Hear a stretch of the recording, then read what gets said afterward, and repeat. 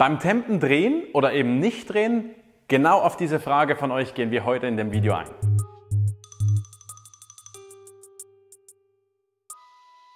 Schön, dass ihr wieder dabei seid bei uns beim Kaffeemacher YouTube-Channel und wir kriegen immer wieder so oft von euch ganz tolle Fragen gestellt.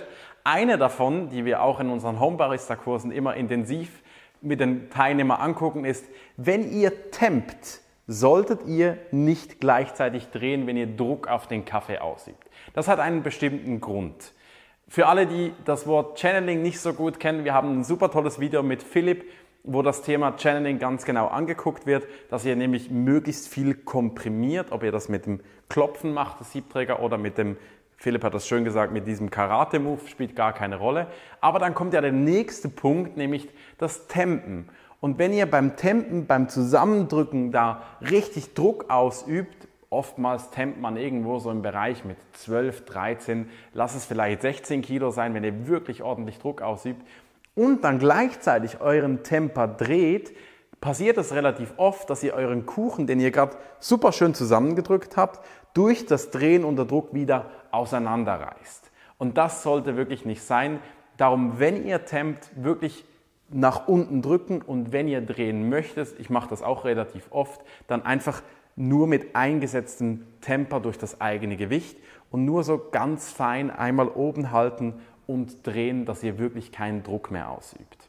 Ergänzend noch dazu andere Fehler, die passieren können. Channeling übrigens, einfach noch kurz dazu erwähnt, ist diese Kanalbildung, wenn ihr trotz dem Tempen wirklich irgendwo Luftlöcher in dem Kaffeekuchen habt. Das passiert öfter, als man das eigentlich denkt. Für die, die mit einem bodenlosen Siebträger arbeiten, die kennen das. Wenn einfach zwischendurch mal eine Wasserfontäne in irgendeine Richtung schießt, dann habt ihr wirklich Channeling.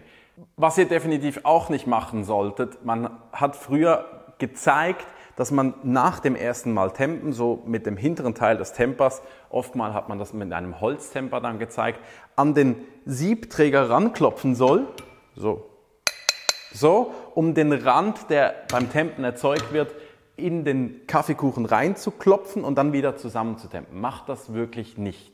Ihr könnt diese Kanalbildung, eben dieses Channeling, so noch mehr provozieren, dann aber nicht in der Mitte, sondern oftmals löst man dann den Kaffeekuchen vom Rand weg und hat dann Channeling am Rand des Siebes. Das Dranklopfen wirklich sein lassen, einmal sauber, konstant nach unten tempen und dann ist die Sache eigentlich schon erledigt. Was auch wichtig ist, setzt diesen Fokus auf das Tempen nicht so riesig. Wie vorher gesagt, ihr tempt vielleicht, wenn ihr ganz leicht tempt, mit etwa 10 Kilo, lasst es 15 sein, wenn ihr wirklich ordentlich Druck ausübt.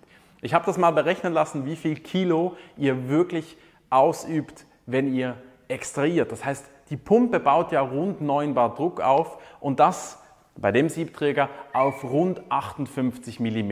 Ich habe dann eine Zahl dann erhalten, das sind dann rund 250 Kilo, die wir mit dieser Pumpe auf diese kleine Fläche dann ausüben mit 9 Bar Druck.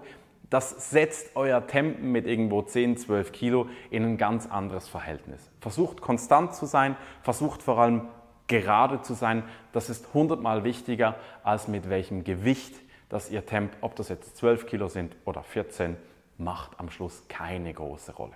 So viel zum Tempen. Falls ihr unseren Channel noch nicht abonniert habt, dann tut das unbedingt auch noch oder markiert die Glocke. Dann kriegt ihr immer wieder Infos, wenn wir ein neues Video reinsetzen. Und dann wünsche ich euch ganz viel Spaß beim gerade Tempen.